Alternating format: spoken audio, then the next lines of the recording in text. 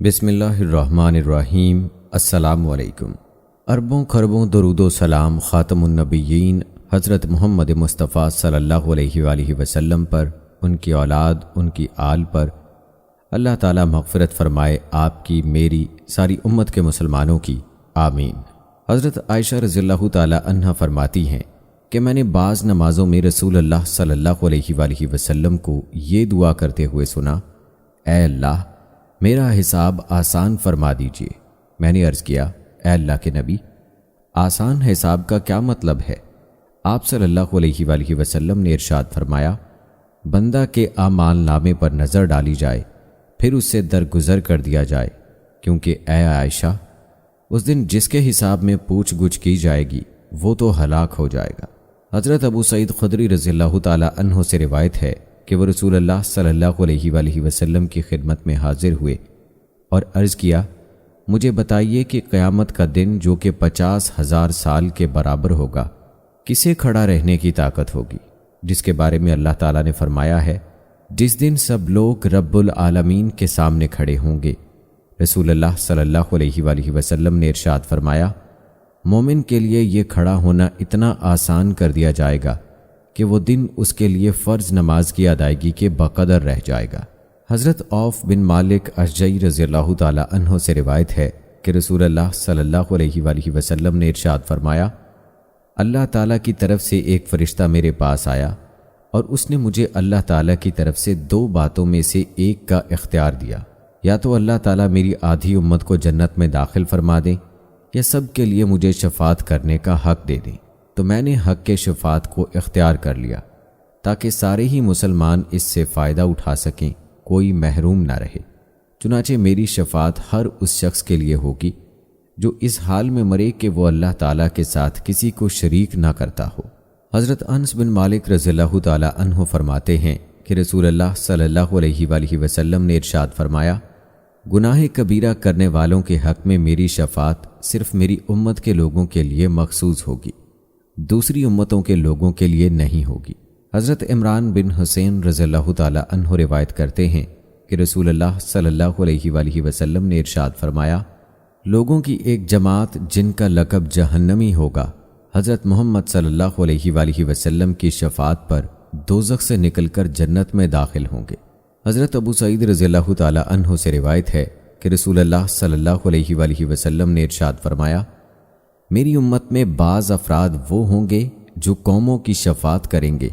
یعنی ان کا مقام یہ ہوگا کہ اللہ تعالیٰ ان کو قوموں کی شفاعت کی اجازت دیں گے۔ بعض وہ ہوں گے جو قبیلے کی شفاعت کریں گے، بعض وہ ہوں گے جو اسبا کی شفاعت کریں گے، اور بعض وہ ہوں گے جو ایک آدمی کی شفاعت کر سکیں گے۔ اللہ تعالیٰ ان سب کی سفارش کو قبول فرمائیں گے یہاں تک کہ وہ سب جنت میں پہنچ جائیں گے۔ حضرت انس بن مالک رضی اللہ تعالیٰ عنہ روایت کرتے ہیں کہ نبی کریم صلی اللہ علیہ وآلہ وسلم نے ارشاد فرمایا، جنت میں چلنے کے دوران میرا گزر ایک نہر پر ہوا، اس کے دونوں جانب کھوکھلے موتیوں سے تیار کیے ہوئے گنبد بنے ہوئے تھے۔ میں نے جبرائیل علیہ السلام سے پوچھا، یہ کیا ہے؟ جبرائیل علیہ السلام نے کہا، یہ نہر کوثر ہے جو آپ کے رب نے آپ کو عطا فرمائی ہے۔ میں نے دیکھا کہ اس کی مٹی جو اس کی تہہ میں تھی وہ نہایت مہکنے والی مشک تھی۔ حضرت عبداللہ بن عمر بن عاص رضی اللہ تعالیٰ عنہ سے روایت ہے کہ رسول اللہ صلی اللہ علیہ وآلہ وسلم نے ارشاد فرمایا، میرے حوض کی مسافت 1 مہینے کی ہے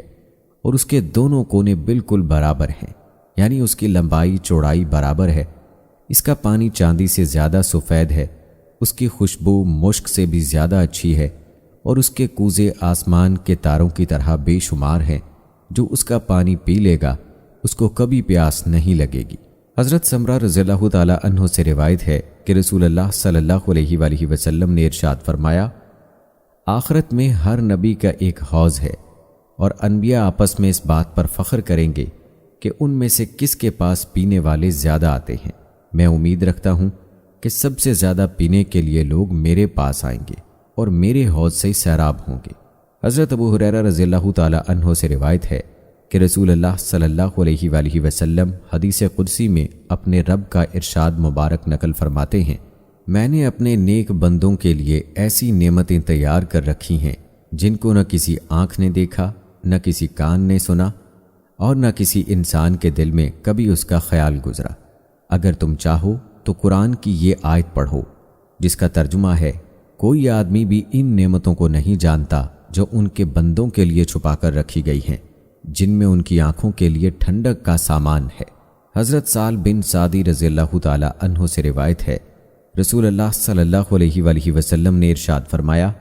جنت میں ایک کوڑے کی جگہ یعنی کم سے کم جگہ بھی دنیا اور جو کچھ اس میں ہے اس سے بہتر اور زیادہ قیمتی ہے۔ حضرت انس رضی اللہ تعالی عنہ سے روایت ہے کہ رسول اللہ صلی اللہ علیہ وآلہ وسلم نے ارشاد فرمایا، جنت میں تمہاری ایک کمان کے برابر جگہ یا ایک قدم کے برابر جگہ دنیا اور جو کچھ اس میں ہے اس سے بہتر ہے۔ اور اگر جنت کی عورتوں میں سے کوئی عورت جنت سے زمین کی طرف جھانکے تو جنت سے لے کر زمین تک کی جگہ کو روشن کر دے اور خوشبو سے بھر دے، اور اس کا دوپٹہ بھی دنیا اور دنیا میں جو کچھ ہے اس سے بہتر ہے۔ حضرت ابو ہریرہ رضی اللہ تعالی عنہ سے روایت ہے کہ رسول اللہ صلی اللہ علیہ وآلہ وسلم نے ارشاد فرمایا، جنت میں تمہاری ایک کمان کے برابر جگہ یا ایک قدم کے برابر جگہ دنیا اور جو کچھ اس میں ہے اس سے بہتر ہے۔ اور اگر جنت کی عورتوں میں سے کوئی عورت جنت سے زمین کی طرف جھانکے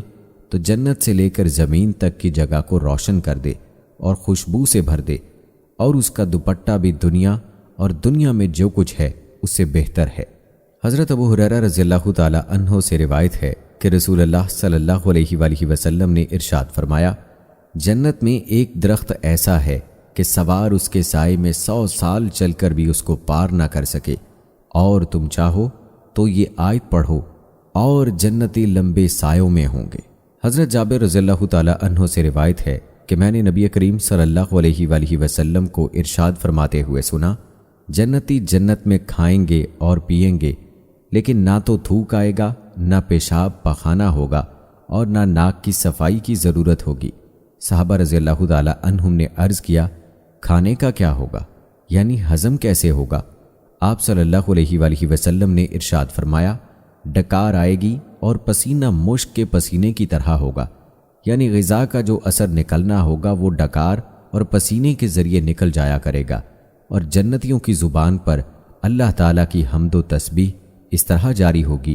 جس طرح ان کا سانس جاری ہوگا۔ حضرت ابو ہریرہ رضی اللہ تعالی عنہ فرماتے ہیں کہ نبی کریم صلی اللہ علیہ وآلہ وسلم نے ارشاد فرمایا، تم کسی سخت نافرمان کو نعمتوں میں دیکھ کر اس پر رشک نہ کرو، تمہیں معلوم نہیں موت کے بعد اس کے ساتھ کیا ہونے والا ہے۔ اللہ تعالیٰ کے یہاں اس کے لیے ایک ایسا قاتل ہے جس کو کبھی موت نہیں آئے گی۔ قاتل سے مراد دوزخ کی آگ ہے جس میں وہ رہے گا۔ حضرت ابو ہریرہ رضی اللہ تعالی عنہ سے روایت ہے کہ رسول اللہ صلی اللہ علیہ وآلہ وسلم نے ارشاد فرمایا، تمہاری اس دنیا کی آگ دوزخ کی آگ کے 70 حصوں میں سے ایک حصہ ہے۔ عرض کیا گیا، یا رسول اللہ صلی اللہ علیہ وآلہ وسلم، یہی دنیا کی آگ کافی تھی؟ آپ صلی اللہ علیہ وآلہ وسلم نے ارشاد فرمایا، دوزخ کی آگ دنیا کی آگ کے مقابلے میں 69 درجے بڑھا دی گئی ہے، ہر درجے کی حرارت دنیا کی آگ کی حرارت کے برابر ہے۔ حضرت سمرہ بن جندب رضی اللہ تعالی عنہ سے روایت ہے کہ نبی کریم صلی اللہ علیہ وآلہ وسلم نے ارشاد فرمایا، دوزخیوں کو آگ ان کے ٹخنوں تک پکڑے گی، اور بعض کو ان کے گھٹنوں تک پکڑے گی، اور بعض کو ان کی کمر تک پکڑے گی، اور بعضوں کو ان کی ہنسلی یعنی گردن کے نیچے کی ہڈی تک پکڑے گی۔ حضرت انس بن مالک رضی اللہ تعالی عنہ روایت کرتے ہیں کہ رسول اللہ صلی اللہ علیہ وآلہ وسلم نے ارشاد فرمایا، میت کے ساتھ 3 چیزیں جاتی ہیں، 2 چیزیں واپس آ جاتی ہیں اور ایک ساتھ رہ جاتی ہے۔ گھر والے، مال اور عمل ساتھ جاتے ہیں، پھر گھر والے اور مال واپس آ جاتا ہے اور عمل ساتھ رہ جاتا ہے۔ حضرت ابو سعید خدری رضی اللہ تعالی عنہ سے روایت ہے کہ انہوں نے رسول اللہ صلی اللہ علیہ وآلہ وسلم کو یہ ارشاد فرماتے ہوئے سنا، جب بندہ اسلام قبول کر لیتا ہے اور اسلام کا حسن اس کی زندگی میں آ جاتا ہے تو جو برائیاں اس نے پہلے کی ہوتی ہیں اللہ تعالیٰ اسلام کی برکت سے ان سب کو معاف فرما دیتے ہیں۔ اس کے بعد ان کی نیکیوں اور برائیوں کا حساب یہ رہتا ہے کہ ایک نیکی پر 10 گنا سے 700 گنا تک ثواب دیا جاتا ہے، اور برائی کرنے پر وہ اسی ایک برائی کی سزا کا مستحق ہوتا ہے۔ ہاں البتہ اللہ تعالیٰ اس سے بھی درگزر فرما دے تو بات دوسری ہے۔ حضرت عمر رضی اللہ تعالیٰ عنہ سے روایت ہے کہ نبی کریم صلی اللہ علیہ وآلہ وسلم نے ارشاد فرمایا، اسلام کے ارکان میں سے یہ ہے کہ دل و زبان سے تم یہ شہادت ادا کرو کہ اللہ تعالیٰ کے سوا کوئی الہ نہیں، کوئی ذات عبادت و بندگی کے لائق نہیں، اور یہ کہ محمد صلی اللہ علیہ وآلہ وسلم ان کے رسول ہیں، اور نماز قائم کرو، زکوٰۃ ادا کرو، ماہ رمضان کے روزے رکھو، اور اگر تم حج کی طاقت رکھتے ہو تو حج کرو۔ حضرت ابو ہریرہ رضی اللہ تعالیٰ عنہ سے روایت ہے کہ نبی کریم صلی اللہ علیہ وآلہ وسلم نے ارشاد فرمایا، اسلام یہ ہے کہ تم اللہ تعالیٰ کی عبادت کرو اور ان کے ساتھ کسی کو شریک نہ ٹھہراؤ، نماز قائم کرو، زکوٰۃ ادا کرو، رمضان کے روزے رکھو، حج کرو، نیکی کا حکم کرو، برائی سے روکو، اور اپنے گھر والوں کو سلام کرو۔ جس شخص نے ان میں سے کسی چیز میں کچھ کمی کی تو وہ اسلام کے ایک حصے کو چھوڑ رہا ہے، اور جس نے ان سب کو بالکل ہی چھوڑ دیا اس نے اسلام سے منہ پھیر لیا۔ حضرت حذیفہ رضی اللہ تعالیٰ عنہ سے روایت ہے کہ نبی کریم صلی اللہ علیہ وآلہ وسلم نے ارشاد فرمایا، اسلام کے 8 حصے ہیں۔ ایمان ایک حصہ ہے، نماز پڑھنا ایک حصہ ہے، زکوٰۃ دینا ایک حصہ ہے، حج کرنا ایک حصہ ہے، رمضان کے روزے رکھنا ایک حصہ ہے، نیکی کا حکم کرنا ایک حصہ ہے، برائی سے روکنا ایک حصہ ہے، اور اللہ تعالیٰ کے راستے میں جہاد کرنا ایک حصہ ہے۔ بلا شبہ وہ شخص ناکام ہے جس کا اسلام کے ان اہم حصوں میں سے کسی میں بھی کوئی حصہ نہیں۔ حضرت ابن عباس رضی اللہ تعالیٰ عنہ سے روایت ہے کہ نبی کریم صلی اللہ علیہ وآلہ وسلم نے ارشاد فرمایا، اسلام یہ ہے کہ تم اپنے آپ کو عقائد اور اعمال میں اللہ تعالیٰ کے سپرد کر دو، اور دل و زبان سے تم یہ شہادت ادا کرو کہ اللہ تعالیٰ کے سوا کوئی الہ نہیں، کوئی ذات عبادت و بندگی کے لائق نہیں، محمد رسول اللہ صلی اللہ علیہ وآلہ وسلم اس کے بندے اور رسول ہیں، نماز قائم کرو اور زکوٰۃ ادا کرو۔ حضرت معاذ بن جبل رضی اللہ تعالیٰ عنہ فرماتے ہیں کہ میں نے رسول اللہ صلی اللہ علیہ وآلہ وسلم کو یہ ارشاد فرماتے ہوئے سنا، جو شخص اللہ تعالیٰ سے اس حال میں ملے کہ وہ ان کے ساتھ کسی کو شریک نہ کرتا ہو، 5 وقت کی نماز پڑھتا ہو اور رمضان کے روزے رکھتا ہو، اس کی مغفرت کر دی جائے گی۔ حضرت ابو ہریرہ رضی اللہ تعالیٰ عنہ سے روایت ہے کہ رسول اللہ صلی اللہ علیہ وآلہ وسلم نے ارشاد فرمایا،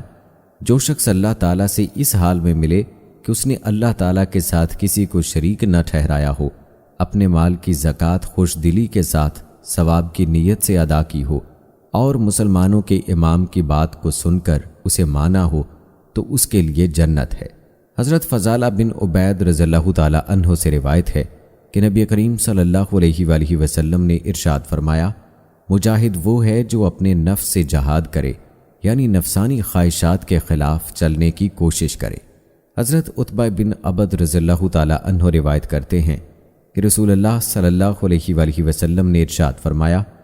اگر کوئی شخص اپنی پیدائش کے دن سے موت کے دن تک اللہ تعالیٰ کو راضی کرنے کے لیے منہ کے بل سجدے میں پڑا رہے تو بھی قیامت کے دن وہ اپنے اس عمل کو کم سمجھے گا۔ حضرت ابو ہریرہ رضی اللہ تعالیٰ عنہ فرماتے ہیں کہ رسول اللہ صلی اللہ علیہ وآلہ وسلم نے ارشاد فرمایا، دنیا مومن کے لیے قید خانہ ہے اور کافر کے لیے جنت۔ حضرت عقبہ بن عامر رضی اللہ تعالیٰ عنہ روایت کرتے ہیں کہ رسول اللہ صلی اللہ علیہ وآلہ وسلم نے ارشاد فرمایا، جو شخص گناہ کرتا ہے پھر نیک اعمال کرتا رہتا ہے، اس کی مثال اس شخص کی سی ہے جس پر ایک تنگ زرہ ہو، جس نے اس کا گلا گھونٹ رکھا ہو، پھر وہ کوئی نیکی کرے جس کی وجہ سے اس زرہ کی ایک کڑی کھل جائے، پھر دوسرا کوئی نیک عمل کرے جس کی وجہ سے دوسری کڑی کھل جائے، اسی طرح نیکیاں کرتا رہے اور کڑیاں کھلتی رہیں یہاں تک کہ پوری زرہ کھل کر زمین پر آ پڑے۔ حضرت ابو ہریرہ رضی اللہ تعالیٰ عنہ سے روایت ہے کہ انہوں نے ایک صاحب کو یہ کہتے ہوئے سنا کہ ظالم آدمی صرف اپنا ہی نقصان کرتا ہے۔ اس پر حضرت ابو ہریرہ رضی اللہ تعالیٰ عنہ نے ارشاد فرمایا، اپنا تو نقصان کرتا ہی ہے، اللہ تعالیٰ کی قسم، ظالم کے ظلم سے سرخاب بھی اپنے گھونسلے میں سوکھ سوکھ کر مر جاتا ہے۔ حضرت عبداللہ بن عمر رضی اللہ تعالیٰ عنہ روایت کرتے ہیں کہ رسول اللہ صلی اللہ علیہ وآلہ وسلم نے ارشاد فرمایا، اسلام کی عمارت 5 ستونوں پر قائم کی گئی ہے۔ لا الہ الا اللہ محمد الرسول اللہ کی گواہی دینا، یعنی اس حقیقت کی گواہی دینا کہ اللہ تعالیٰ کے سوا کوئی عبادت اور بندگی کے لائق نہیں، اور محمد صلی اللہ علیہ وآلہ وسلم اللہ تعالیٰ کے رسول ہیں۔ نماز قائم کرنا، زکوٰۃ ادا کرنا، حج کرنا اور رمضان المبارک کے روزے رکھنا۔ حضرت جبیر بن نفیر رحمۃ اللہ علیہ روایت کرتے ہیں کہ رسول اللہ صلی اللہ علیہ وآلہ وسلم نے ارشاد فرمایا، مجھے یہ حکم نہیں دیا گیا کہ میں مال جمع کروں اور تاجر بنوں، بلکہ مجھے یہ حکم دیا گیا ہے کہ آپ اپنے رب کی تسبیح اور تعریف کرتے رہیے، نماز پڑھنے والوں میں شامل رہیے اور اپنے رب کی عبادت کرتے رہیے یہاں تک کہ آپ کو موت آ جائے۔ حضرت جابر بن عبداللہ رضی اللہ تعالی عنہ سے روایت ہے کہ نبی کریم صلی اللہ علیہ وآلہ وسلم نے ارشاد فرمایا، جنت کی کنجی نماز ہے اور نماز کی کنجی وضو ہے۔ حضرت انس رضی اللہ تعالی عنہ روایت کرتے ہیں کہ رسول اللہ صلی اللہ علیہ وآلہ وسلم نے ارشاد فرمایا، میری آنکھوں کی ٹھنڈک نماز میں رکھی گئی ہے۔ حضرت عمر رضی اللہ تعالی عنہ فرماتے ہیں کہ رسول اللہ صلی اللہ علیہ وآلہ وسلم نے ارشاد فرمایا، نماز دین کا ستون ہے۔ حضرت علی رضی اللہ تعالی عنہ سے روایت ہے کہ رسول اللہ صلی اللہ علیہ وآلہ وسلم نے آخری وصیت یہ ارشاد فرمائی، نماز نماز، اپنے غلاموں اور ماتحتوں کے بارے میں اللہ تعالیٰ سے ڈرو، یعنی ان کے حقوق ادا کرو۔ حضرت ابو امامہ رضی اللہ تعالی عنہ سے روایت ہے کہ نبی کریم صلی اللہ علیہ وآلہ وسلم خیبر سے واپس تشریف لائے۔ آپ صلی اللہ علیہ وآلہ وسلم کے ساتھ 2 غلام تھے۔ حضرت علی رضی اللہ تعالی عنہ نے عرض کیا، یا رسول اللہ صلی اللہ علیہ وآلہ وسلم، ہمیں خدمت کے لیے کوئی خادم دے دیجئے۔ آپ صلی اللہ علیہ وآلہ وسلم نے ارشاد فرمایا، ان دونوں میں سے جون سا چاہو لے لو۔ انہوں نے عرض کیا، آپ بھی پسند فرما دیں۔ نبی کریم صلی اللہ علیہ وآلہ وسلم نے ان میں سے ایک کی طرف اشارہ کر کے فرمایا، اس کو لے لو لیکن اس کو مارنا نہیں، کیونکہ خیبر سے واپسی پر میں نے اس کو نماز پڑھتے دیکھا ہے اور مجھے نمازیوں کو مارنے سے منع کیا گیا ہے۔ حضرت حنظلہ اسیدی رضی اللہ تعالی عنہ سے روایت ہے کہ رسول اللہ صلی اللہ علیہ وآلہ وسلم نے ارشاد فرمایا، جو شخص 5 نمازوں کی اس طرح پابندی کرے کہ وضو اور اوقات کا اہتمام کرے، رکوع اور سجدہ اچھی طرح کرے اور اس طرح نماز پڑھنے کو اللہ تعالیٰ کا اپنے ذمے حق سمجھے، تو اس آدمی کو جہنم کی آگ پر حرام کر دیا جائے گا۔ حضرت ابو قتادہ بن ربیع رضی اللہ تعالی عنہ سے روایت ہے کہ رسول اللہ صلی اللہ علیہ وآلہ وسلم حدیث قدسی میں اپنے رب کا یہ ارشاد مبارک نقل فرماتے ہیں، میں نے تمہاری امت پر 5 نمازیں فرض کی ہیں، اور اس بات میں میں نے ذمہ داری لے لی ہے کہ جو شخص میرے پاس اس حال میں آئے گا کہ اس نے ان 5 نمازوں کو ان کے وقت پر ادا کرنے کا اہتمام کیا ہوگا، اس کو جنت میں داخل کروں گا، اور جس شخص نے نمازوں کا اہتمام نہیں کیا ہوگا تو مجھ پر اس کی کوئی ذمہ داری نہیں، چاہے معاف کر دوں یا سزا دوں۔ حضرت عثمان بن عفان رضی اللہ تعالی عنہ سے روایت ہے کہ رسول اللہ صلی اللہ علیہ وآلہ وسلم نے ارشاد فرمایا، جو شخص نماز پڑھنے کو ضروری سمجھے وہ جنت میں داخل ہوگا۔ حضرت عبداللہ بن قرط رضی اللہ تعالی عنہ سے روایت ہے کہ رسول اللہ صلی اللہ علیہ وآلہ وسلم نے ارشاد فرمایا، قیامت کے دن سب سے پہلے نماز کا حساب کیا جائے گا، اگر نماز اچھی ہوئی تو باقی اعمال بھی اچھے ہوں گے، اور اگر نماز خراب ہوئی تو باقی اعمال بھی خراب ہوں گے۔ حضرت جابر رضی اللہ تعالی عنہ فرماتے ہیں کہ ایک شخص نے نبی کریم صلی اللہ علیہ وآلہ وسلم سے عرض کیا، فلاں شخص رات نماز پڑھتا ہے پھر صبح ہوتے ہی چوری کرتا ہے۔ نبی کریم صلی اللہ علیہ وآلہ وسلم نے ارشاد فرمایا، اس کی نماز اس کو اس برے کام سے عن قریب ہی روک دے گی۔ حضرت ابو ہریرہ رضی اللہ تعالی عنہ سے روایت ہے کہ رسول اللہ صلی اللہ علیہ وآلہ وسلم نے ارشاد فرمایا، 5 نمازیں جمعے کی نماز پچھلے جمعے تک اور رمضان کے روزے پچھلے رمضان تک درمیانی اوقات کے تمام گناہوں کے لیے کفارہ ہیں، جبکہ ان اعمال کو کرنے والا کبیرہ گناہ سے بچے۔ حضرت ابو ہریرہ رضی اللہ تعالی عنہ سے روایت ہے کہ رسول اللہ صلی اللہ علیہ وآلہ وسلم نے ارشاد فرمایا، جو شخص ان 5 فرض نمازوں کو پابندی سے پڑھتا ہے وہ اللہ تعالیٰ کی عبادت سے غافل رہنے والوں میں شمار نہیں ہوتا۔ حضرت عبداللہ بن عمر رضی اللہ تعالی عنہ سے روایت ہے کہ ایک دن نبی کریم صلی اللہ علیہ وآلہ وسلم نے نماز کا ذکر فرماتے ہوئے ارشاد فرمایا، جو شخص نماز کا اہتمام کرتا ہے تو نماز اس کے لیے قیامت کے دن نور ہوگی، اس کے پورے ایماندار ہونے کی دلیل ہوگی اور قیامت کے دن عذاب سے بچنے کا ذریعہ ہوگی۔ جو شخص نماز کا اہتمام نہیں کرتا اس کے لیے قیامت کے دن نور ہوگا، نہ اس کے پورے ایماندار ہونے کی کوئی دلیل ہوگی، نہ عذاب سے بچنے کا کوئی ذریعہ ہوگا، اور وہ قیامت کے دن فرعون، حامان اور ابی بن خلف کے ساتھ ہوگا۔ حضرت ابو مالک اشجعی رضی اللہ تعالی عنہ اپنے والد سے روایت کرتے ہیں کہ رسول اللہ صلی اللہ علیہ وآلہ وسلم کے زمانے میں جب کوئی شخص مسلمان ہوتا تو صحابہ کرام رضی اللہ تعالی عنہ سب سے پہلے اسے نماز سکھاتے تھے۔ حضرت ابو امامہ رضی اللہ تعالی عنہ سے روایت ہے کہ رسول اللہ صلی اللہ علیہ وآلہ وسلم سے دریافت کیا گیا، یا رسول اللہ صلی اللہ علیہ وآلہ وسلم، کون سے وقت کی دعا زیادہ قبول ہوتی ہے؟ ارشاد فرمایا، رات کے آخری حصے میں اور فرض نمازوں کے بعد۔ حضرت کعب بن عجرہ رضی اللہ تعالی عنہ سے روایت ہے کہ رسول اللہ صلی اللہ علیہ وآلہ وسلم نے ارشاد فرمایا، نماز کے بعد پڑھے جانے والے چند کلمات ایسے ہیں جن کا پڑھنے والا کبھی محروم نہیں ہوتا۔ وہ کلمات نماز کے بعد 33 مرتبہ سبحان اللہ، 33 مرتبہ الحمدللہ اور 34 مرتبہ اللہ اکبر ہے۔ حضرت معاذ بن جبل رضی اللہ تعالی عنہ سے روایت ہے کہ رسول اللہ صلی اللہ علیہ وآلہ وسلم نے ان کا ہاتھ پکڑ کر ارشاد فرمایا، معاذ اللہ کی قسم، مجھے تم سے محبت ہے۔ پھر فرمایا، میں تمہیں وصیت کرتا ہوں کہ کسی بھی نماز کے بعد یہ پڑھنا نہ چھوڑنا، اے اللہ میری مدد فرمائیے کہ میں آپ کا ذکر کروں اور آپ کا شکر کروں اور آپ کی اچھی عبادت کروں۔ حضرت ابو امامہ رضی اللہ تعالی عنہ سے روایت ہے کہ رسول اللہ صلی اللہ علیہ وآلہ وسلم نے ارشاد فرمایا، جو شخص ہر نماز کے بعد آیت الکرسی پڑھ لیا کرے اس کو جنت میں جانے سے صرف اس کی موت ہی روکے ہوئے ہے۔ ایک روایت میں آیت الکرسی کے ساتھ سورہ قل هو اللہ احد پڑھنے کا بھی ذکر ہے۔ حضرت حسن بن علی رضی اللہ تعالی عنہ روایت کرتے ہیں کہ رسول اللہ صلی اللہ علیہ وآلہ وسلم نے ارشاد فرمایا، جو شخص فرض نماز کے بعد آیت الکرسی پڑھ لیتا ہے وہ دوسری نماز تک اللہ تعالیٰ کی حفاظت میں رہتا ہے۔ حضرت ابو موسیٰ رضی اللہ تعالی عنہ روایت فرماتے ہیں کہ رسول اللہ صلی اللہ علیہ وآلہ وسلم نے ارشاد فرمایا، جو 2 ٹھنڈی نمازیں پڑھتا ہے وہ جنت میں داخل ہوگا۔ حضرت رویبہ رضی اللہ تعالی عنہ فرماتے ہیں کہ میں نے رسول اللہ صلی اللہ علیہ وآلہ وسلم کو یہ ارشاد فرماتے ہوئے سنا، جو شخص سورج نکلنے سے پہلے اور سورج غروب ہونے سے پہلے نماز پڑھتا ہے یعنی فجر اور عصر، وہ جہنم میں داخل نہیں ہوگا۔ حضرت جندب قصری رضی اللہ تعالی عنہ سے روایت ہے کہ رسول اللہ صلی اللہ علیہ وآلہ وسلم نے ارشاد فرمایا،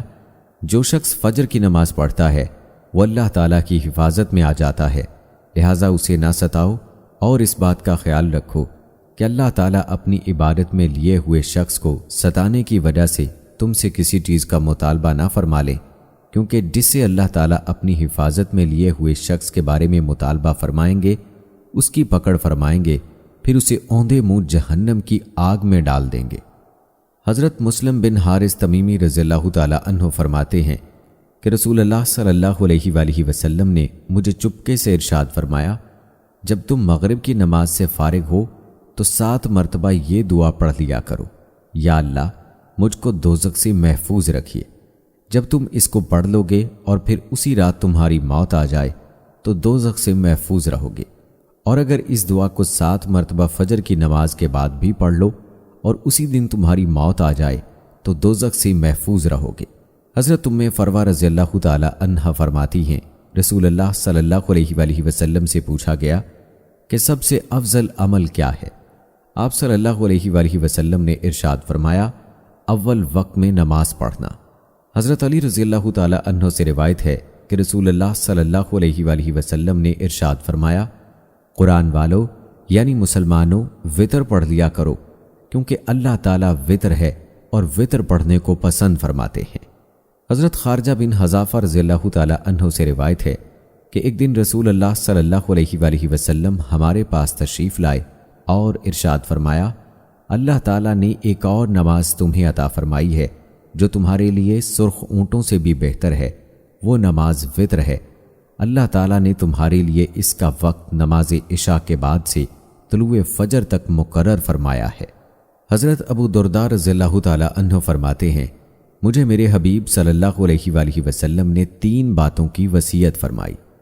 ہر مہینے 3 دن کے روزے رکھنا، سونے سے پہلے وتر پڑھنا اور فجر کی 2 رکعت سنت ادا کرنا۔ حضرت عبداللہ بن عمر رضی اللہ تعالیٰ عنہ سے روایت ہے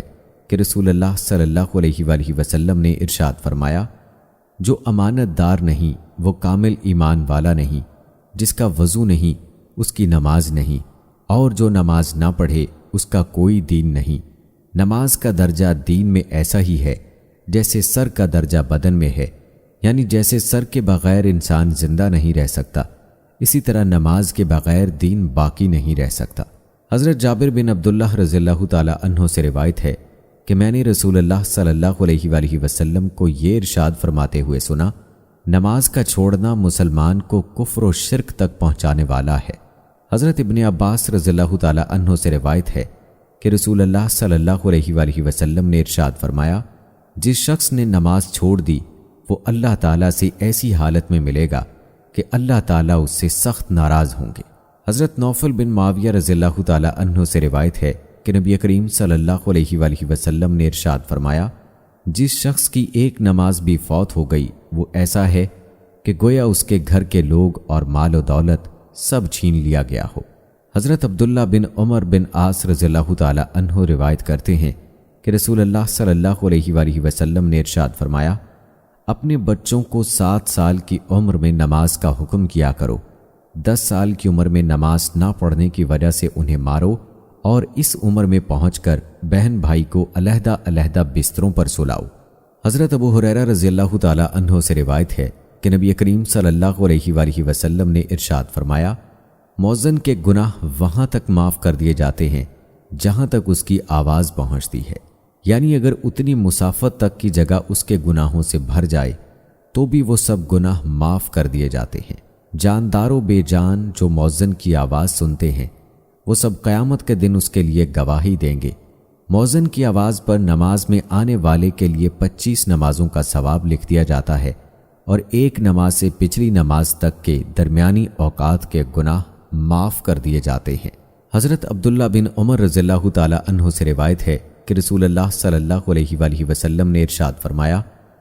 مؤذن کی آواز جہاں جہاں تک پہنچتی ہے وہاں تک اس کی مغفرت کر دی جاتی ہے۔ ہر جاندار اور بے جان جو اس کی اذان کو سنتے ہیں اس کے لیے مغفرت کی دعا کرتے ہیں۔ ایک روایت میں ہے کہ ہر جاندار اور بے جان اس کی اذان کا جواب دیتے ہیں۔ حضرت ابو ساسا رضی اللہ تعالیٰ عنہ فرماتے ہیں کہ حضرت ابو سعید رضی اللہ تعالیٰ عنہ نے مجھ سے فرمایا، جب تم جنگلات میں ہوا کرو تو بلند آواز سے اذان دیا کرو، کیونکہ میں نے رسول اللہ صلی اللہ علیہ وآلہ وسلم کو یہ ارشاد فرماتے ہوئے سنا، مؤذن کی آواز کو جو درخت، مٹی کے ڈھیلے، پتھر، جن اور انسان سنتے ہیں سب قیامت کے دن مؤذن کے لیے گواہی دیں گے۔ حضرت برا بن عازب رضی اللہ تعالیٰ عنہ سے روایت ہے کہ رسول اللہ صلی اللہ علیہ وآلہ وسلم نے ارشاد فرمایا، بلا شبہ اللہ تعالیٰ اگلی صف والوں پر رحمت بھیجتے ہیں، فرشتے ان کے لیے دعائے رحمت کرتے ہیں، اور مؤذن کے اتنے ہی زیادہ گناہ معاف کیے جاتے ہیں جتنی حد تک وہ اپنی آواز بلند کرے۔ جو جاندار و بے جان اس کی اذان کو سنتے ہیں اس کی تصدیق کرتے ہیں، اور مؤذن کو ان تمام نمازیوں کے برابر اجر ملتا ہے جنہوں نے اس کے ساتھ نماز پڑھی۔ حضرت معاویہ رضی اللہ تعالیٰ عنہ فرماتے ہیں کہ میں نے رسول اللہ صلی اللہ علیہ وآلہ وسلم کو یہ ارشاد فرماتے ہوئے سنا، مؤذن قیامت کے دن سب سے زیادہ لمبی گردن والے ہوں گے۔ حضرت عبداللہ بن عمر رضی اللہ تعالیٰ عنہ سے روایت ہے کہ نبی کریم صلی اللہ علیہ وآلہ وسلم نے ارشاد فرمایا،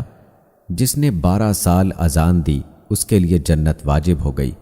اس کے لیے ہر اذان کے بدلے میں 60 نیکیاں لکھی جاتی ہیں، اور ہر اقامت کے بدلے میں 30 نیکیاں لکھی جاتی ہیں۔ حضرت عبداللہ بن عمر رضی اللہ تعالیٰ عنہ سے روایت ہے کہ رسول اللہ صلی اللہ علیہ وآلہ وسلم نے ارشاد فرمایا، 3 قسم کے لوگ قیامت کے دن مشک کے ٹیلوں پر ہوں گے، ان پر اگلے پچھلے سب لوگ رش کریں گے۔ ایک وہ شخص جو دن رات کی 5 نمازوں کے لیے اذان دیا کرتا تھا، دوسرا وہ شخص جس نے لوگوں کی امامت کی اور اس سے راضی رہے، تیسرا وہ غلام جو اللہ تعالیٰ کا بھی حق ادا کرے اور اپنے آقاؤں کا بھی حق ادا کرے۔ حضرت جابر رضی اللہ تعالیٰ عنہ فرماتے ہیں کہ میں نے نبی کریم صلی اللہ علیہ وآلہ وسلم کو یہ ارشاد فرماتے ہوئے سنا، شیطان جب نماز کے لیے اذان سنتا ہے تو مقام روحا تک دور چلا جاتا ہے۔ حضرت سلیمان رحمۃ اللہ علیہ کہتے ہیں میں نے حضرت جابر رضی اللہ تعالیٰ عنہ سے مقام روحا کے بارے میں پوچھا تو انہوں نے فرمایا کہ مدینے سے 36 میل دور ہے۔ حضرت ابو ہریرہ رضی اللہ تعالیٰ عنہ سے روایت ہے کہ نبی کریم صلی اللہ علیہ وآلہ وسلم نے ارشاد فرمایا، اگر لوگوں کو اذان اور پہلی صف کا ثواب معلوم ہو جاتا اور انہیں اذان اور پہلی صف قرآن اندازی کے بغیر حاصل نہ ہوتی تو وہ ضرور قرآن اندازی کرتے۔ حضرت سلمان فارسی رضی اللہ تعالیٰ عنہ سے روایت ہے کہ رسول اللہ صلی اللہ علیہ وآلہ وسلم نے ارشاد فرمایا، جب کوئی شخص جنگل میں ہو اور نماز کا وقت ہو جائے تو وضو کرے، پانی نہ ملے تو تیمم کرے، پھر جب وہ اقامت کہہ کر نماز پڑھتا ہے تو اس کے دونوں لکھنے والے فرشتے اس کے ساتھ نماز پڑھتے ہیں، اور اگر اذان دیتا ہے پھر اقامت کہہ کر نماز پڑھتا ہے تو اس کے پیچھے اللہ تعالیٰ کے لشکروں کی یعنی فرشتوں کی اتنی بڑی تعداد نماز پڑھتی ہے کہ جن کے دونوں کنارے دیکھے نہیں جا سکتے۔ حضرت عقبہ بن عامر رضی اللہ تعالیٰ عنہ فرماتے ہیں کہ میں نے رسول اللہ صلی اللہ علیہ وآلہ وسلم کو یہ ارشاد فرماتے ہوئے سنا، تمہارے رب اس بکری چرانے والے سے بے حد خوش ہوتے ہیں جو کسی پہاڑ کی چوٹی پر اذان کہتا ہے اور نماز پڑھتا ہے۔ اللہ تعالیٰ فرشتوں سے فرماتے ہیں، میرے اس بندے کو دیکھو، اذان و اقامت کہہ کر نماز پڑھ رہا ہے، یہ میرے ڈر کی وجہ سے کر رہا ہے، میں نے اپنے بندے کی مغفرت کر دی اور جنت کا داخلہ طے کر دیا۔ حضرت سال بن سعد رضی اللہ تعالیٰ عنہ روایت کرتے ہیں کہ رسول اللہ صلی اللہ علیہ وآلہ وسلم نے ارشاد فرمایا، 2 وقتوں کی دعائیں رد نہیں کی جاتی، ایک اذان کے وقت، دوسرے اس وقت جب گھمسان کی لڑائی شروع ہو جائے۔ حضرت ابو ہریرہ رضی اللہ تعالیٰ عنہ سے روایت ہے کہ ہم رسول اللہ صلی اللہ علیہ وآلہ وسلم کے ساتھ تھے۔ حضرت بلال رضی اللہ تعالیٰ عنہ اذان دینے کھڑے ہوئے، جب اذان دے چکے تو رسول اللہ صلی اللہ علیہ وآلہ وسلم نے ارشاد فرمایا، جو شخص یقین کے ساتھ ان جیسے کلمات کہتا ہے جو مؤذن نے اذان میں کہے وہ جنت میں داخل ہوگا۔ حضرت عبداللہ بن عمر رضی اللہ تعالیٰ عنہ فرماتے ہیں کہ ایک شخص نے عرض کیا، یا رسول اللہ صلی اللہ علیہ وآلہ وسلم، اذان کہنے والے ہم سے اجر و ثواب میں بڑھے ہوئے ہیں، کیا کوئی ایسا عمل ہے کہ ہمیں بھی اذان دینے والی فضیلت مل جائے؟ رسول اللہ صلی اللہ علیہ وآلہ وسلم نے ارشاد فرمایا، وہی کلمات کہا کرو جو مؤذن کہتے ہیں، پھر جب تم اذان کا جواب دے چکے ہو تو دعا مانگو، جو مانگو گے وہ دیا جائے گا۔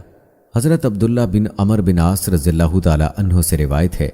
کہ انہوں نے رسول اللہ صلی اللہ علیہ وآلہ وسلم کو یہ ارشاد فرماتے ہوئے سنا، جب مؤذن کی آواز سنو تو اسی طرح کہو جس طرح مؤذن کہتا ہے، پھر مجھ پر درود بھیجو،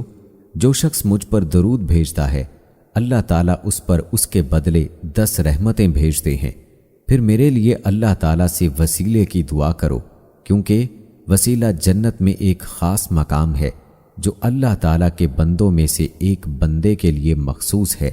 اور مجھے امید ہے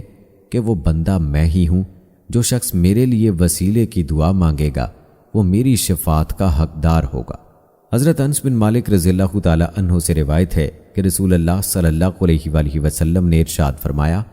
اذان اور اقامت کی درمیانی وقت میں دعا رد نہیں ہوتی، یعنی قبول ہوتی ہے۔ صحابہ کرام رضی اللہ تعالیٰ عنہ نے عرض کیا، یا رسول اللہ صلی اللہ علیہ وآلہ وسلم، ہم کیا دعا مانگیں؟ آپ صلی اللہ علیہ وآلہ وسلم نے ارشاد فرمایا، اللہ تعالیٰ سے دنیا و آخرت کی عافیت مانگا کرو۔ حضرت جابر رضی اللہ تعالیٰ عنہ سے روایت ہے کہ رسول اللہ صلی اللہ علیہ وآلہ وسلم نے ارشاد فرمایا،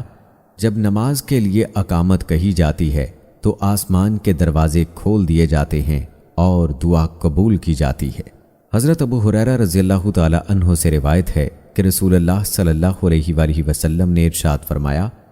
جب تم میں سے کوئی شخص اپنے گھر سے وضو کر کے مسجد آتا ہے تو گھر واپس آنے تک اسے نماز کا ثواب ملتا رہتا ہے۔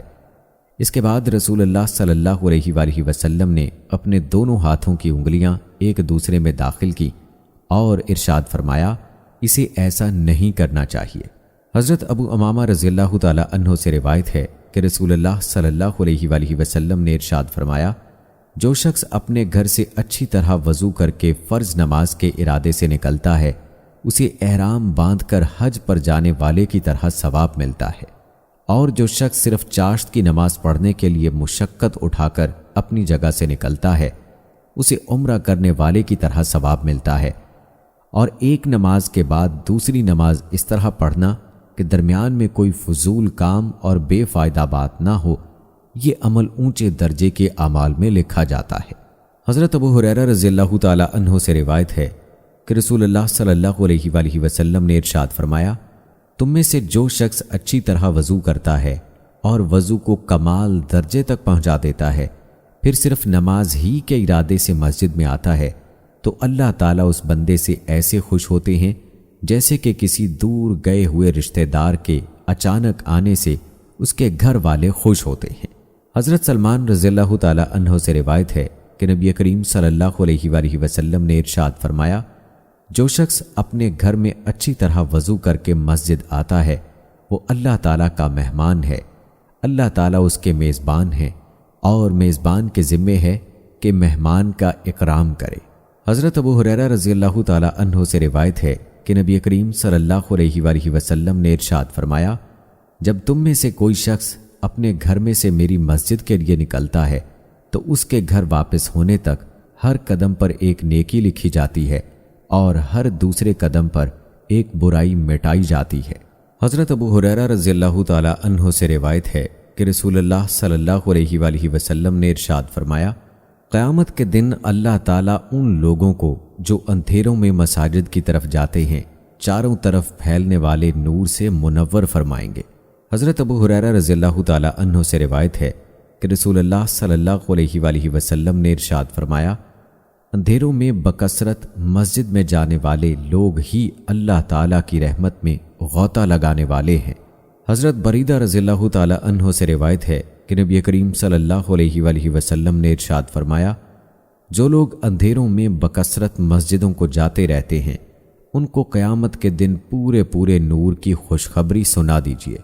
حضرت ابو ہریرہ رضی اللہ تعالیٰ عنہ سے روایت ہے کہ رسول اللہ صلی اللہ علیہ وآلہ وسلم نے ارشاد فرمایا کہ میں تمہیں ایسے عمل نہ بتلاؤں جن کی وجہ سے اللہ تعالیٰ گناہوں کو مٹاتے ہیں اور درجے بلند فرماتے ہیں؟ صحابہ رضی اللہ تعالیٰ عنہم نے عرض کیا، یا رسول اللہ صلی اللہ علیہ وآلہ وسلم، ضرور بتلائیے۔ ارشاد فرمایا، ناگواری و مشقت کے باوجود کامل وضو کرنا، مساجد کی نماز کے انتظار میں رہنا، یہی حقیقی رباط ہے۔ حضرت عقبہ بن عامر رضی اللہ تعالیٰ عنہ سے روایت ہے کہ رسول اللہ صلی اللہ علیہ وآلہ وسلم نے ارشاد فرمایا، جب کوئی شخص اچھی طرح وضو کرتا ہے پھر مسجد آ کر نماز کے انتظار میں رہتا ہے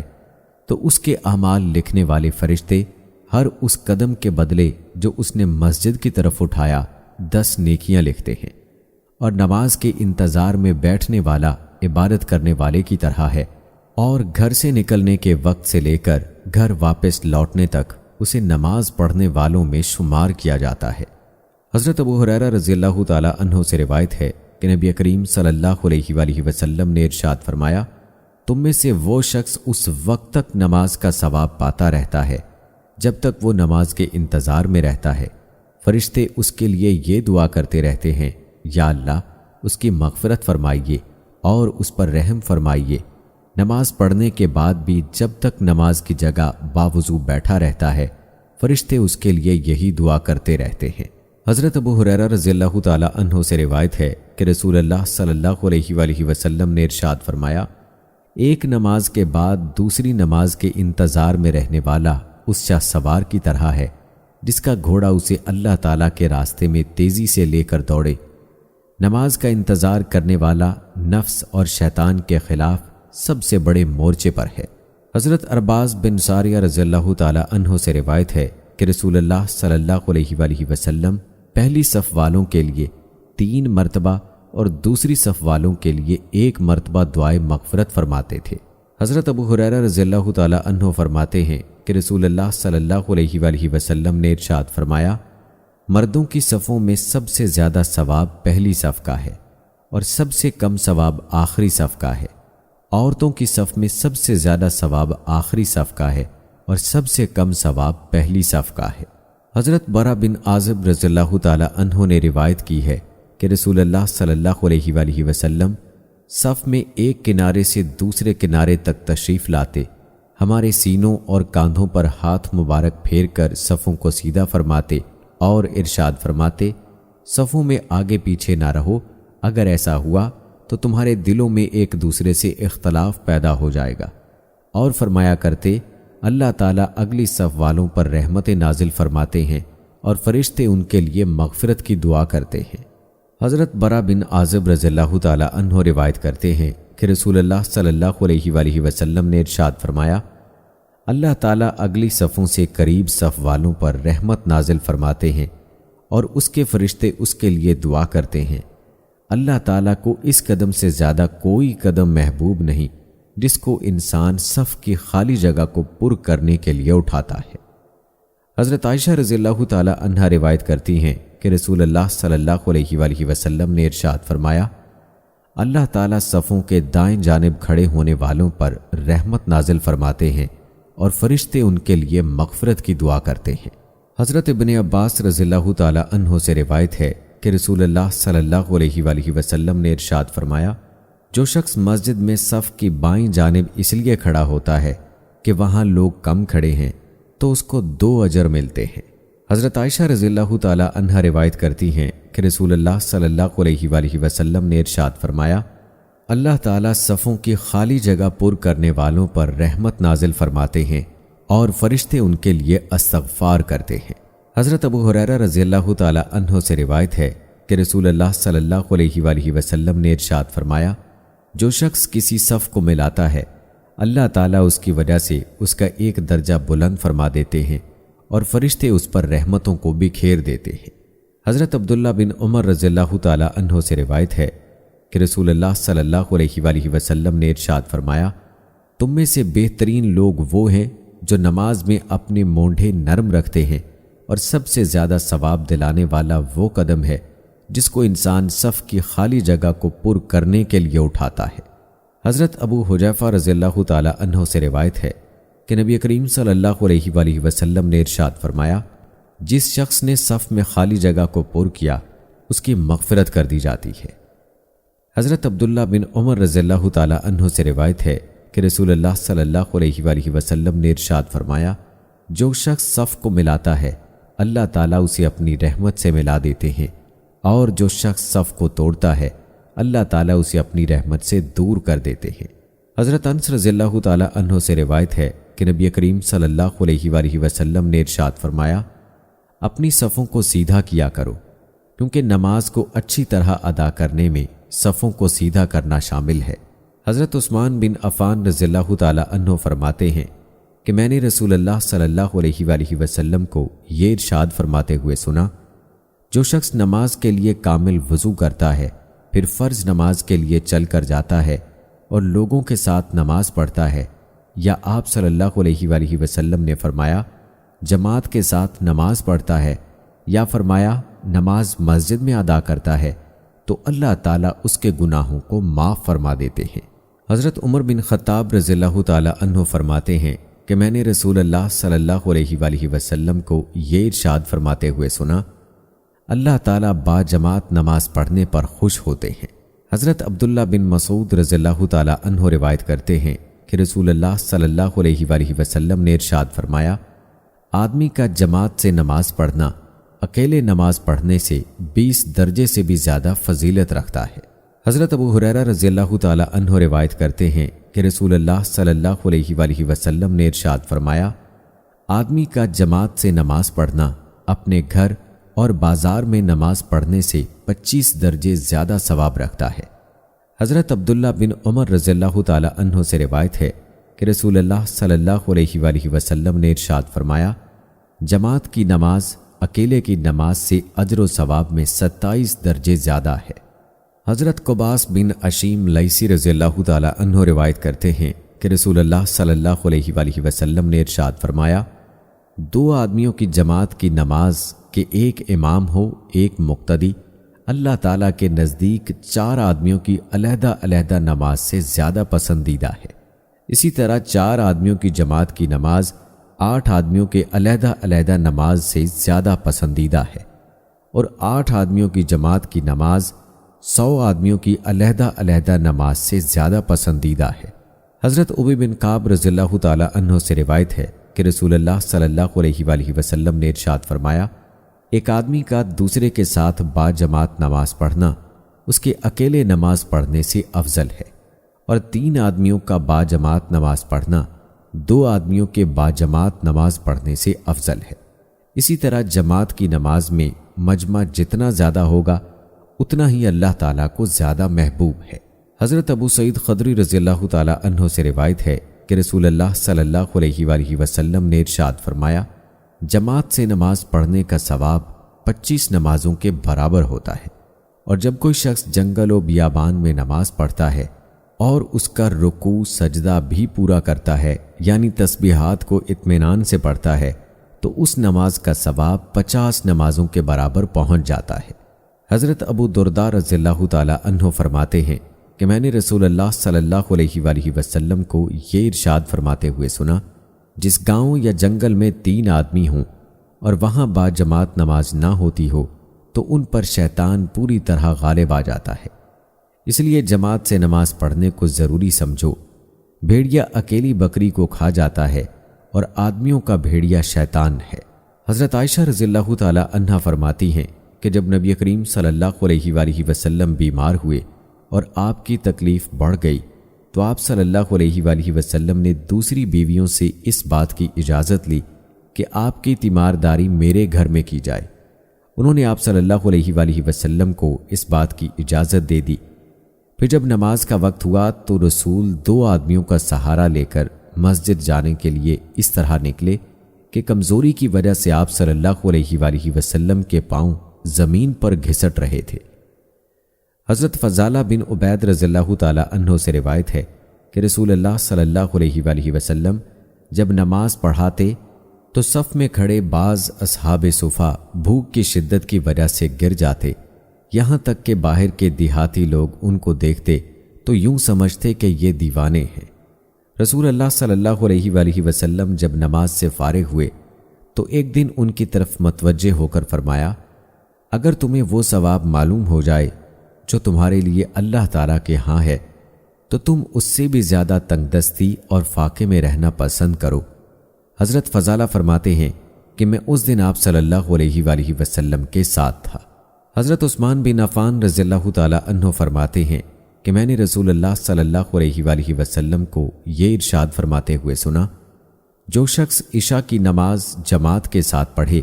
گویا اس نے آدھی رات عبادت کی، اور جو فجر کی نماز جماعت کے ساتھ پڑھ لے گویا اس نے پوری رات عبادت کی۔ حضرت ابو ہریرہ رضی اللہ تعالی عنہ روایت کرتے ہیں کہ رسول اللہ صلی اللہ علیہ وآلہ وسلم نے ارشاد فرمایا، منافقین پر سب سے زیادہ بھاری عشاء اور فجر کی نماز ہے۔ حضرت ابو ہریرہ رضی اللہ تعالی عنہ روایت کرتے ہیں کہ رسول اللہ صلی اللہ علیہ وآلہ وسلم نے ارشاد فرمایا، اگر لوگوں کو ظہر کی نماز کے لیے دوپہر کی گرمی میں چل کر مسجد جانے کی فضیلت معلوم ہو جاتی تو وہ ظہر کی نماز کے لیے دوڑتے ہوئے جاتے، اور اگر انہیں عشاء اور فجر کی نمازوں کی فضیلت معلوم ہو جاتی تو وہ ان نمازوں کے لیے مسجد جاتے، چاہے انہیں کسی بیماری کی وجہ سے گھسٹ کر ہی جانا پڑتا۔ حضرت ابو بکر رضی اللہ تعالی عنہ سے روایت ہے کہ رسول اللہ صلی اللہ علیہ وآلہ وسلم نے ارشاد فرمایا، جو شخص صبح کی نماز جماعت کے ساتھ پڑھتا ہے وہ اللہ تعالیٰ کی حفاظت میں ہوتا ہے، جو اللہ تعالیٰ کی حفاظت میں آئے ہوئے شخص کو ستائے گا اللہ تعالیٰ اسے اوندے منہ جہنم میں پھینک دے گا۔ حضرت انس بن مالک رضی اللہ تعالی عنہ فرماتے ہیں کہ رسول اللہ صلی اللہ علیہ وآلہ وسلم نے ارشاد فرمایا، جو شخص 40 دن تک تکبیر اولیٰ کے ساتھ باجماعت نماز پڑھتا ہے تو اس کو 2 پروانے ملتے ہیں، ایک پروانہ جہنم سے بری ہونے کا، دوسرا نفاق سے بری ہونے کا۔ حضرت ابو ہریرہ رضی اللہ تعالی عنہ فرماتے ہیں کہ رسول اللہ صلی اللہ علیہ وآلہ وسلم نے ارشاد فرمایا، میرا دل چاہتا ہے کہ چند جوانوں سے کہوں کہ بہت سارا ایندھن اکٹھا کر کے لائیں، پھر میں ان لوگوں کے پاس جاؤں جو بغیر کسی عذر کے گھروں میں نماز پڑھ لیتے ہیں اور ان کے گھروں کو جلا دوں۔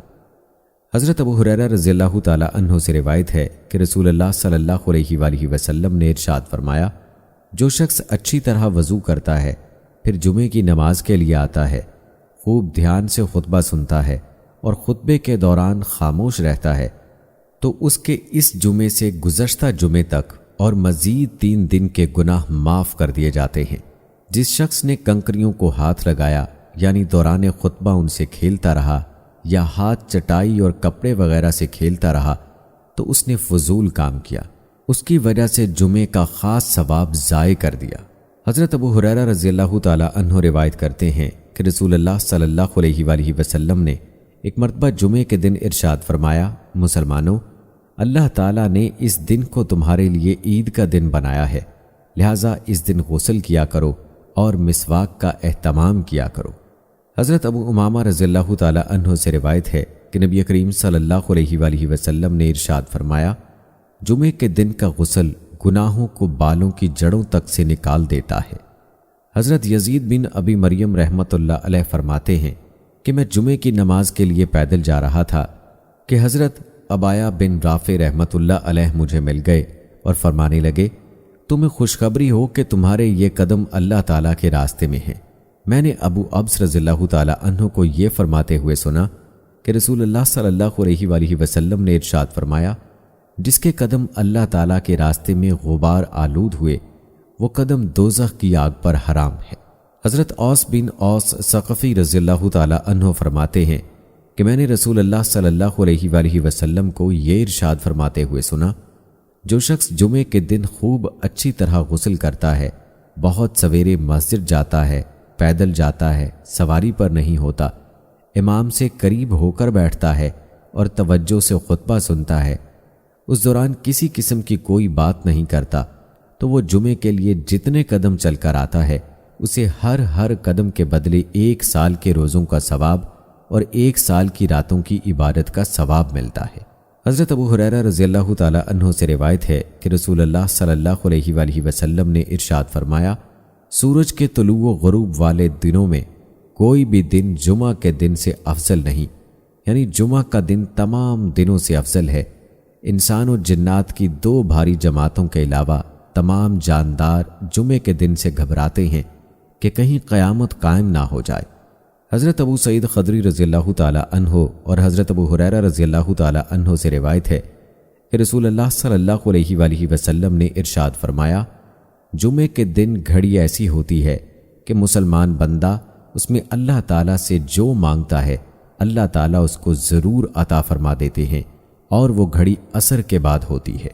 حضرت ابو موسیٰ اشعری رضی اللہ تعالی عنہ فرماتے ہیں کہ میں نے رسول اللہ صلی اللہ علیہ وآلہ وسلم کو جمعے کی گھڑی کے بارے میں ارشاد فرماتے ہوئے سنا، وہ گھڑی خطبہ شروع ہونے سے لے کر نماز کے ختم ہونے تک کا درمیانی وقت ہے۔ اللہ تعالیٰ نے اپنے رسول صلی اللہ علیہ وآلہ وسلم سے خطاب فرمایا، اور رات کے بعض حصے میں بیدار ہو کر تہجد کی نماز پڑھا کریں، جو کہ آپ کے لیے 5 نمازوں کے علاوہ وہ ایک زائد نماز ہے۔ امید ہے کہ اس تہجد پڑھنے کی وجہ سے آپ کے رب آپ کو مقام محمود جگہ دیں گے۔ اللہ تعالیٰ کا ارشاد ہے، متقی لوگ باغات اور چشموں میں ہوں گے، ان کے رب نے انہیں جو ثواب عطا کیا ہوگا وہ اسے خوشی خوشی لے رہے ہوں گے۔ وہ لوگ اس سے پہلے یعنی دنیا میں نیکی کرنے والے تھے، اور وہ لوگ رات میں بہت ہی کم سویا کرتے تھے، یعنی رات کا اکثر حصہ عبادت میں مشغول رہتے تھے اور شب کے آخری حصے میں استغفار کیا کرتے تھے۔ حضرت ابو امامہ رضی اللہ تعالی عنہ سے روایت ہے کہ نبی کریم صلی اللہ علیہ وآلہ وسلم نے ارشاد فرمایا، اللہ تعالیٰ کسی بندے کو 2 رکعت نماز کی توفیق دے دیں، اس سے بہتر کوئی چیز نہیں ہے۔ بندہ جب تک نماز میں مشغول رہتا ہے بھلائیاں اس کے سر پر بکھیر دی جاتی ہیں، اور بندے اللہ تعالیٰ کا قرب اس چیز سے بڑھ کر کسی اور چیز کے ذریعے حاصل نہیں کر سکتے جو خود اللہ تعالیٰ کی ذات سے نکلی ہے، یعنی قرآن شریف۔ حضرت ابو ذر رضی اللہ تعالی عنہ فرماتے ہیں کہ ایک مرتبہ نبی کریم صلی اللہ علیہ وآلہ وسلم سردی کے موسم میں باہر تشریف لائے، پتے درختوں سے گر رہے تھے۔ آپ صلی اللہ علیہ وآلہ وسلم نے ایک درخت کی 2 ٹہنیاں ہاتھ میں لیں ان کے پتے بھی گرنے لگے۔ نبی کریم صلی اللہ علیہ وآلہ وسلم نے ارشاد فرمایا، ابو ذر، میں نے عرض کیا لبیک یا رسول اللہ صلی اللہ علیہ وآلہ وسلم۔ آپ صلی اللہ علیہ وآلہ وسلم نے ارشاد فرمایا، مسلمان بندہ جب اللہ تعالیٰ کو راضی کرنے کے لیے نماز پڑھتا ہے تو اس سے اس کے گناہ ایسے ہی گرتے ہیں جیسے یہ پتے اس درخت سے گر رہے ہیں۔ حضور نبی کریم صلی اللہ علیہ وآلہ وسلم کے فرمان کا مفہوم ہے، سرسبز و شاداب رہے میرا وہ امتی جو میری بات کو سنے اور دوسروں تک پہنچائے۔ احادیث مبارکہ کو شیئر کرنا صدقہ جاریہ ہے جس کا ثواب قیامت تک آپ کو ملتا رہے گا۔ ہمارے YouTube چینل کو سبسکرائب ضرور کیجیے گا۔ ملتے ہیں اگلی ویڈیو میں، تب تک کے لیے مجھے اجازت دیں۔ فی امان اللہ۔